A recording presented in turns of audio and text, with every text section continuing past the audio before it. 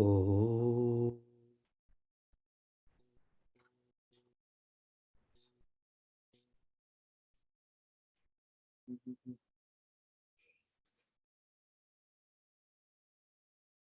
Oh.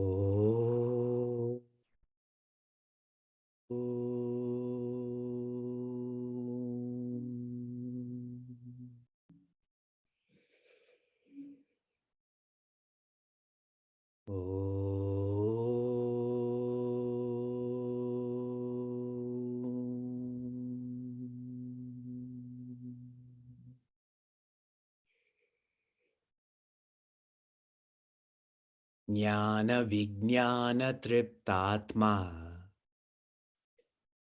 The one who's knowing has become being. Kutasto Vijitendriyaha. They are being the foundation. In Sanskrit, we call this Sat, or existence.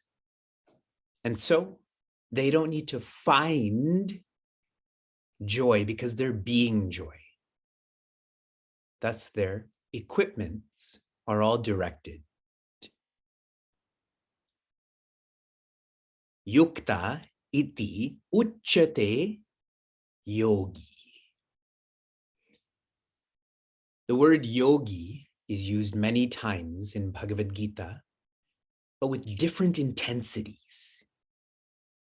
Here, Shri Krishna is sharing the one who is this is a yogi. A yogi can be one who is practicing. They're following the means to reach the ends. The yogi described here is one who has reached the ends. They have completed yoga. Summarizing the first 3 quarters, when one is tuned into, tuned here means has re-become the foundation, they become the best functionally. This came out in the last verse, will strongly come out in the next verse. Shared in a different way.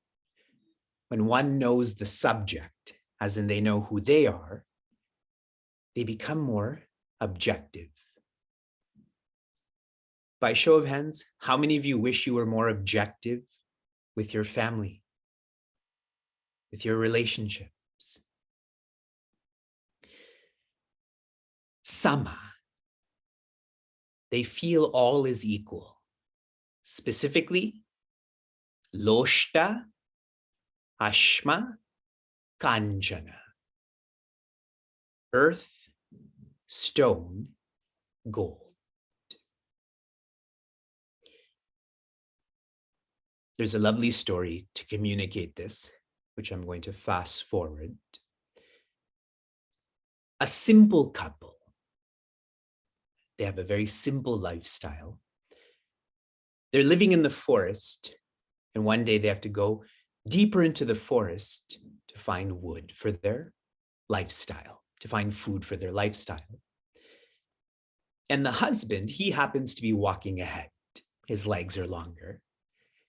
And he sees in the path some pieces of gold. And so he rushes forward and hides that gold with some of that dirt because he doesn't want his wife to be distracted by this, to want this, because he can't provide this.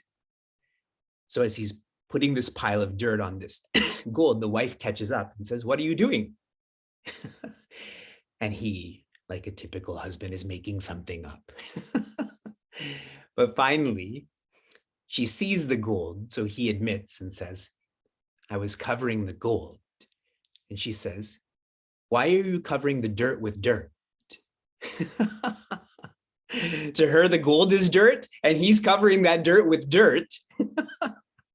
Who got distracted? He did. Not her. She is the yogi. He is still practicing. yoga, one practicable message from this verse. If you think of gold, it is the most processed form of earth. A stone is less processed. Earth is the least processed, the most natural. That's how we should live. In terms of articles, own articles that are the least processed. No styrofoam, no plastic. In terms of food, eat the food that is the least processed. Granola bars, that is processed food. Eat that which is more natural. Eat the grass directly. And now, the verse that Pujya Swami Tejomayananda has described as the best shloka for living with beings. Verse 7 was about circumstances, verse 8 about articles, verse 9 about beings. Shri Krishna is trying to encourage Prince Arjuna to be ready to contemplate. What is the return? You become balanced in every circumstance, with every article, with every being.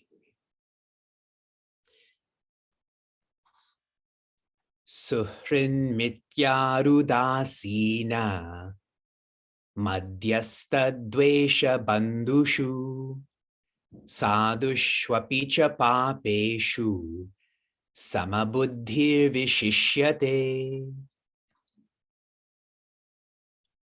The best way to understand this verse is to rearrange the 9 personality types that are highlighted. I once facilitated a retreat based on this verse, and the retreat slogan was relating to the good, the bad, and the ugly. I think there's a famous movie called The Good, the Bad, and the Ugly. So we leveraged that. I'm going to rearrange these from ugly to bad to good in terms of ease. The ugly, it is the hardest to be balanced with these people. The good, the easiest. Everyone's fine with this orientation. So I'm taking this verse out of order. Starting with papi, the most difficult to be balanced with. I'm going to explain these technically too. A papi, in English, is a sinner, is one who is ever engaged in nishiddha karma. All they do is that which is prohibited. Easier to get along with. This is the next. Ari. I talked about this this week already. Ari means enemy. What this plays out like is someone who dislikes you. Why did they dislike you? Because you are you. There's no reason they dislike you, but they dislike you. Ari. Easier to get along with. We're still in the ugly section. Dvesha. Dvesha is one who is vengeful. Vengeful. I think that's the correct word. Where they have interpreted you have done them harm, so they're exacting that back on you. But if they don't interpret that, they won't do that. And Ari, they will do it just because they dislike you. Clear, everyone? We go to from ugly to bad. Udasina, that's the 4th type of personality. Udasina, one who is unconcerned. If good happens to you, I'm unconcerned. If bad happens to you, I'm unconcerned. This is not the udasina that is a virtue that comes throughout Bhagavad Gita. This is one who is unconcerned. They're easier to get along with than one who is vengeful. Yes? More easy, madhyastha. Madhyastha is one who wishes well. They wish well upon you, but if you are there and I am there, they wish well upon both of us. The previous relationship, unconcerned. If bad happens to you, fine. Madhyastha, they want good to happen to you, but they want good to happen for everyone. Easier than that is bandhu.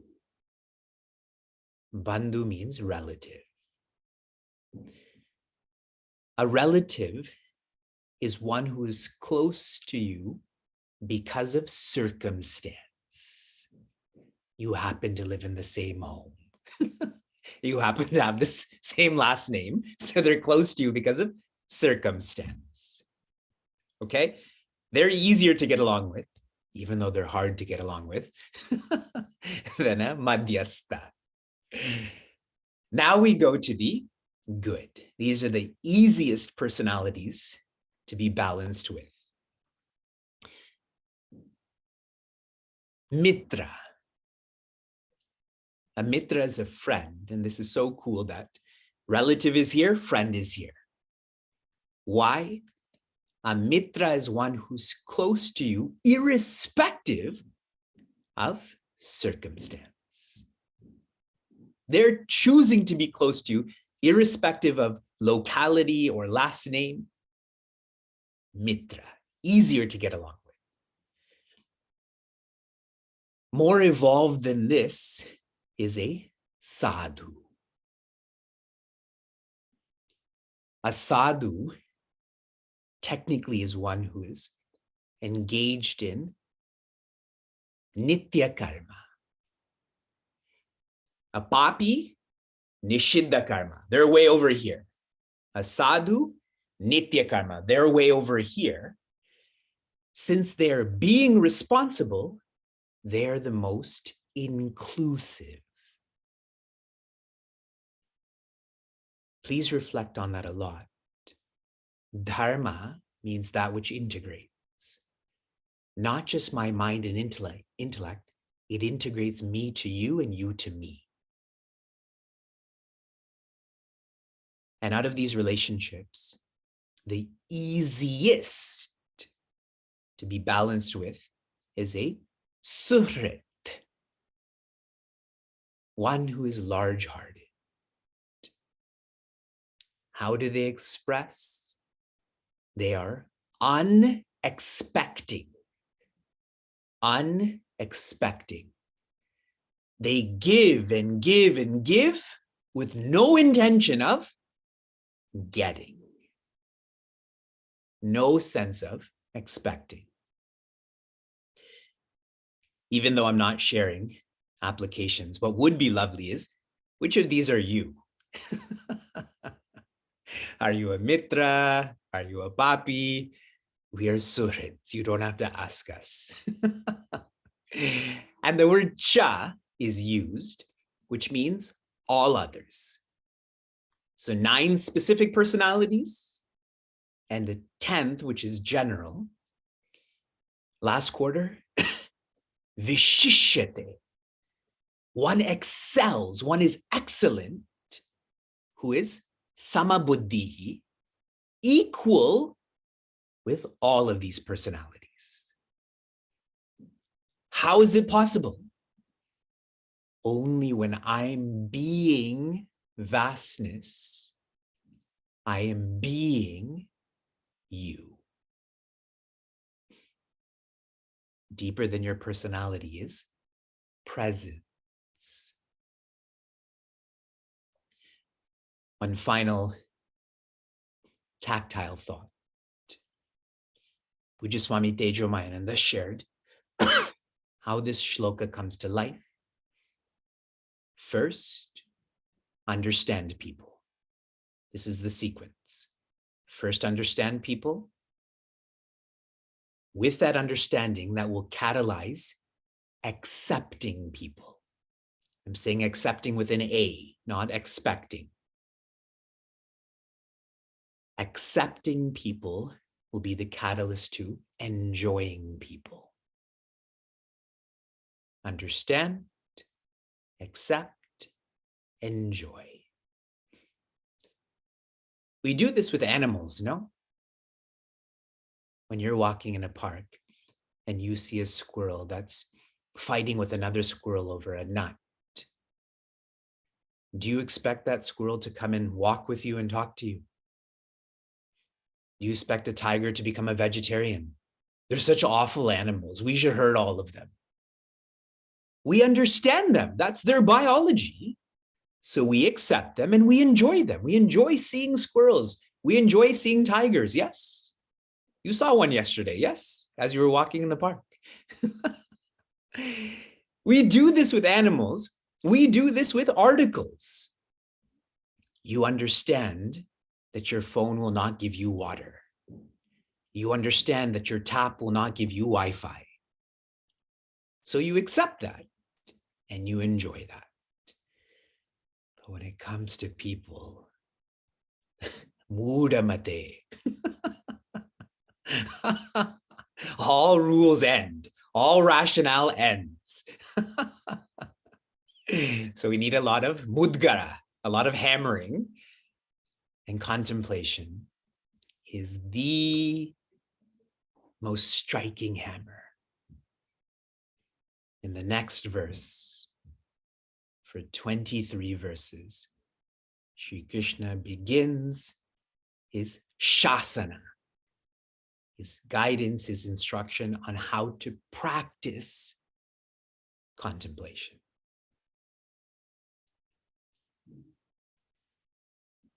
Shanti, Shanti, Shanti.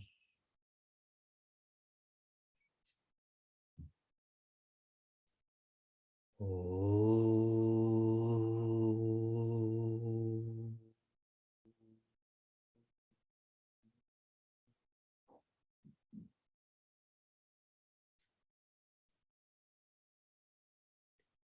Oh.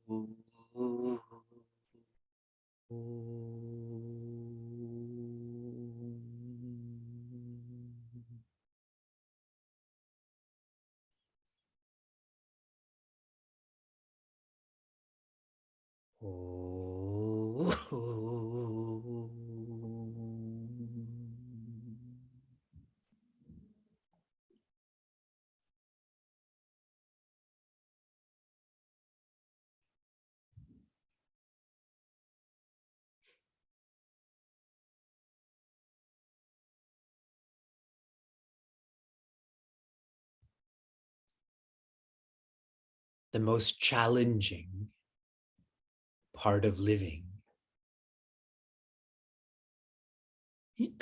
is relating to people, serving with people, working with people.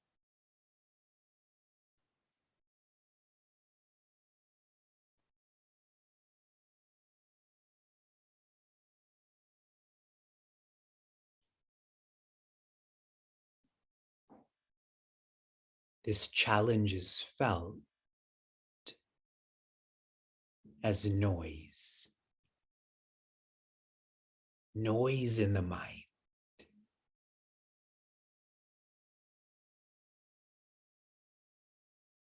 Why don't people respect me? How come she didn't do what I wanted her to do? Why is it that he's always managing like this? Constant noise.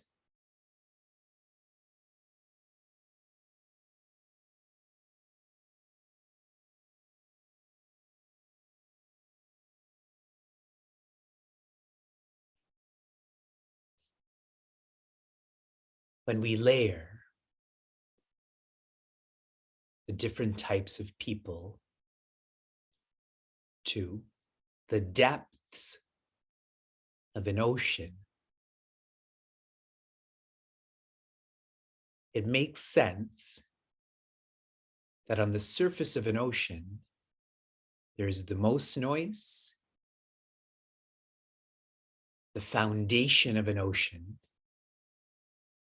there's the least noise.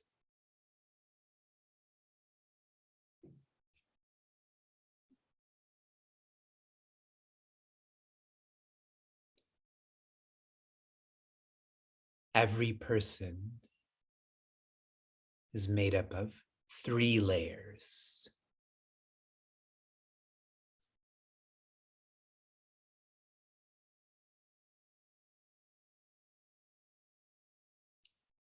Karma, guna, vasana.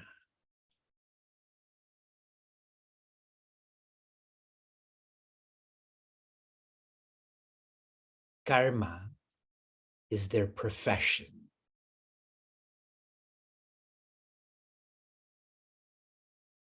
What we see to be their actions.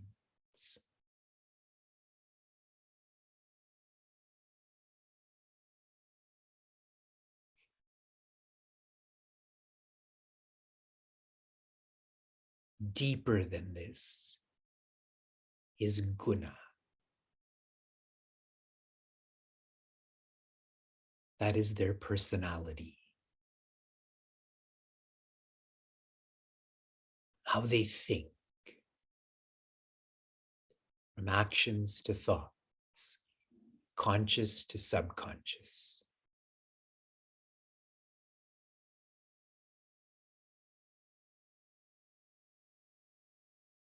Deeper than that is vasanas. Their print. Their prints expresses their personality, which expresses as their profession.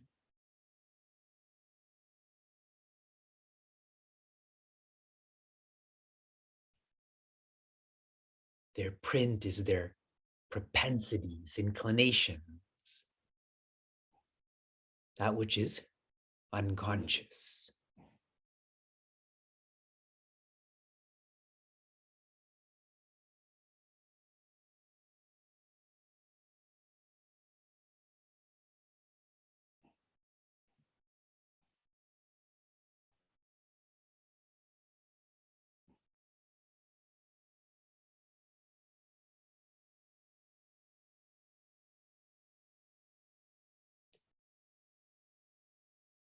When you interact with another person,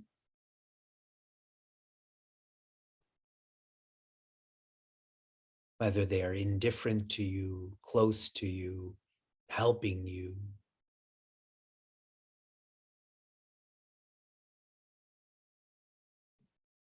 what layer are you interacting with?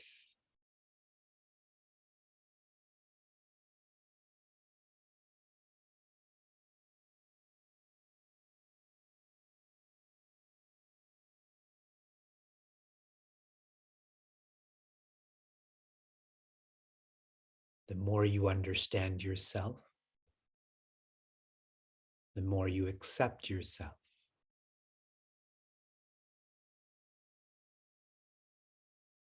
The more you understand your print,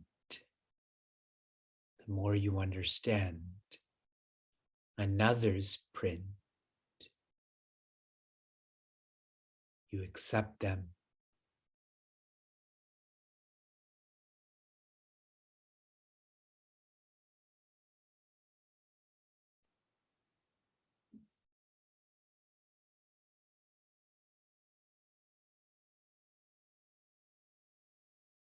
The noise in our life is because of expectations.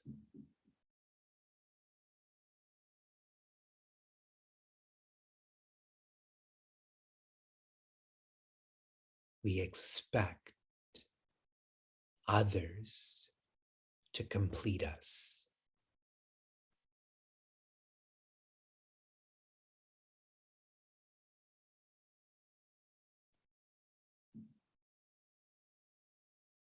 And so naturally, acceptance will make our lives quiet.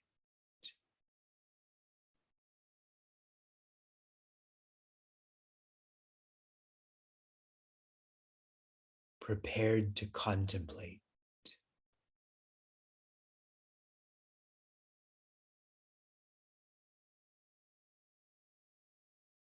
Changing my identity from feeling another can complete me to feeling I am complete.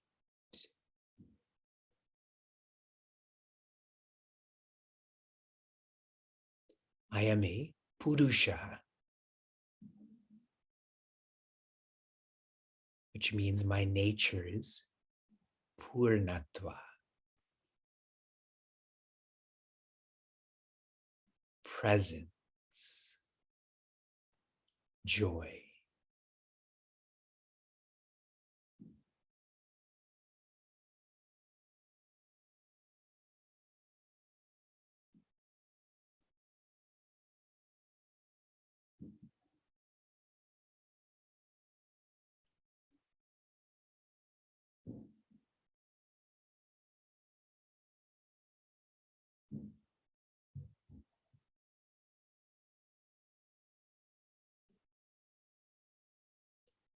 Shanti,